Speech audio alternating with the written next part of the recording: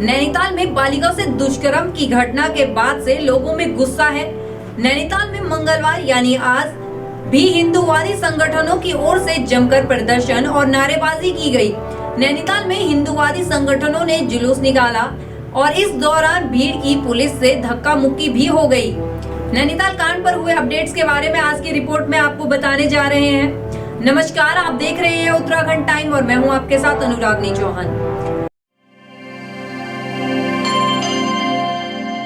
नैनीताल में बालिका से दुष्कर्म का आरोपी उस्मान भले ही सलाखों के पीछे पहुंचा दिया गया है, लेकिन नैनीताल में घटना को लेकर लोगों में आक्रोश बना हुआ है। आज मंगलवार को भी नैनीताल में हिंदूवादी संगठनों की ओर से जमकर प्रदर्शन और नारेबाजी की गई।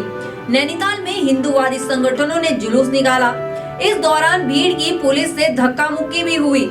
मल्लीताल से जुलूस आगे बढ़ा। नगर पालिका के सामने कार्यकर्ताओं ने सभा की। इसके बाद हाईकोर्ट की ओर बढ़ गए। हाईकोर्ट की ओर जाने पर पुलिस ने रोकने की कोशिश की, लेकिन प्रयास विफल हो गया। इसके बाद कार्यकर्ता आगे बढ़ गए। नैनीताल में बालिका से दुष्कर्म के मामले में उसकी मां की ओर से रिपोर्ट दर्ज की गई है। इसमें कहा गया है कि ठेकेदार उस्मान बच्ची को बाजार से अपने घर ले गया और वहां गैराज में खड़ी कार में उसने दुराचार किया। विरोध किया तो चाकू दिखाते हुए उसके मुंह पर कपड़ा बांध दिया। घटना बताने पर उसे पूरे परिवार को खत्म करने की धमकी दे दी थी। तहरीर में मां ने बताया कि पहली शादी से उसकी 2 बेटियां हैं, जो एक निजी स्कूल में कक्षा 7 और 8 में पढ़ती हैं। उसकी दूसरी शादी 2016 में यूपी के सबल जिले में हुई है। यहाँ रह रही बच्चियों की देखरेख के लिए वह सबल से आती जाती रहती है। आगे उसने बताया कि पिछले कुछ दिनों से वह सबल में ही थी। उसकी छोटी बेटी 12 अप्रैल की शाम बाजार से सामान खरीदने गई थी। वहां से ठेकेदार उस्मान उसे 200 रुपए का लालच देकर अपने घर ले गया। फिर गैराज में खड़ी कार में उसने उससे दुष्कर्म किया। लड़खड़ाते हुए पीड़िता जब घर पहुंची तो बड़ी बहन ने कारण पूछा। इस पर वह कुछ नहीं बोली। कुछ दिन बाद वह गुमसुम रहने लगी तो बड़ी बेटी ने नानी को बुला लिया। इसके बाद माँ को फोन कर बुलाया। माँ ने बच्ची से पूछा तो उसने घटना की जानकारी दी।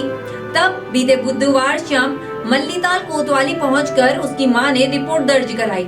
बता दें, नैनीताल जिला प्रशासन ने घटना के बाद पीड़ित बालिका की काउंसलिंग कर उसे सामान्य स्थिति में लाने और इसके बाद उसकी बेहतरीन शिक्षा का प्रारूप तैयार कर लिया है, ताकि पीड़िता और उसकी बहन को बेहतर शिक्षा देकर स्वावलंबी बनाया जा सके, जिससे परिवार का भविष्य बेहतर हो सके।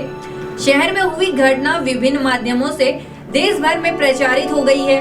संवेदनशील मामले में हर कोई आरोपी को सख्ती से सजा देने और पीड़िता को हर बेहतर सुविधा देने की मांग कर रहा है।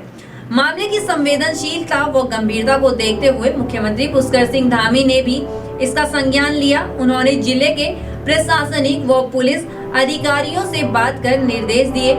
इसी के बाद पीड़िता व उसकी बड़ी बहन को हॉस्टल वाले स्कूल में शिक्षा दिलाने का प्रयास शुरू कर दिया गया है। इससे बेहतर सुरक्षा भी रह सकेगी। बेटी की असहनीय पीड़ा से आहत मां को अपने बच्चों के बेहतर भविष्य की उम्मीद जागी है। कुछ राहत की बात यह है कि बीते लगभग 1 पखवाड़े से असहनीय पीड़ा झेलने वाली पीड़िता काउंसलिंग व अन्य चिकित्सा उपचार के बाद अब सामान्य होने लगी है।